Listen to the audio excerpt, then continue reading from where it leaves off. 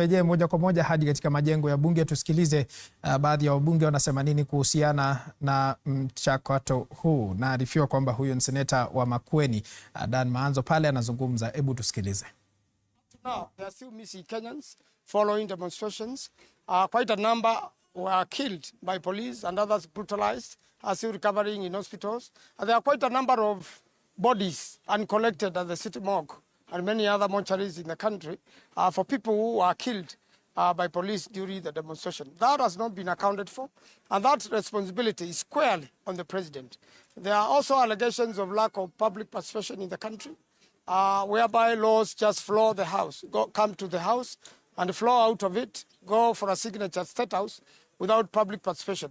And mainly of it is SHIF, they are done deal, SHA, all that. There has been no proper public consultation, proper public participation, and therefore it should be discussed because it is affecting Kenyans in a very big way.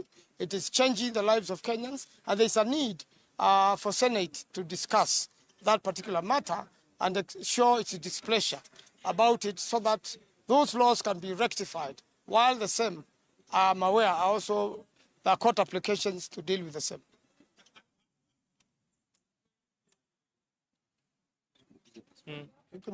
This is coming at a time that a motion of impeachment of the DP is being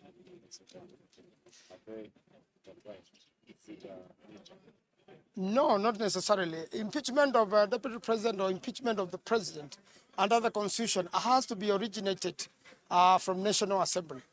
I am aware also that the attempt to impeach the deputy president has created a lot of commotion in the country. And similarly, a lot of Kenyans have expressed that if you are going to impeach the deputy president, then impeach the president too, popularly known as Kufa Ndereva Kufa Makanga. And therefore, I believe quite a number of members of parliament also who are displeased with these moves and who have enough grounds to impeach the president are also going to move a motion to impeach the president. I'm aware also the speaker made statements in relation to the impeachment of the deputy president in Machakos, whereby as an arbiter, as a referee, you cannot determine which team is winning even before the game begins. It also calls for action so that we all act within the constitution and that we follow the law, we abide to the rule of law so that the country can be managed better. So any member of the National Assembly willing to also impeach the president, they are free to do so. I want to assure Kenyans, I have heard about the petition. There are no grounds, absolutely, to impeach the deputy president. It's a political motion, and I believe also an impeachment against President Ruto can also be a political motion.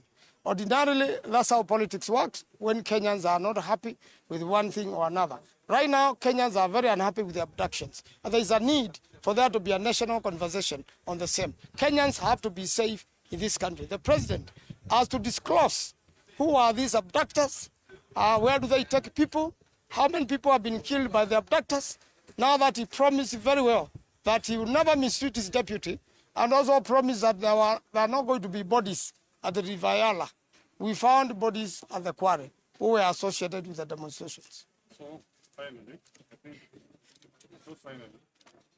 in the event, everyone is expecting that this in the event that President William Ruto has called the MPs to appeal and vote them against it, what happens?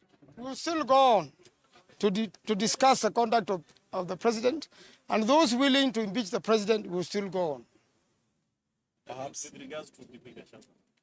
In relation to DP Gachagua, if they withdraw the motion, that's upon them. We still say there are no grounds to impeach Gachagua, and we are saying there are many, many grounds to impeach the president. Even as the numbers of the National Assembly suffer with about 300 MPs. Na bila shaka ni shughuli ambayo inaendelea kwa sasa katika majengo ya bunge. Tukiachana na taarifa hiyo, kwingineko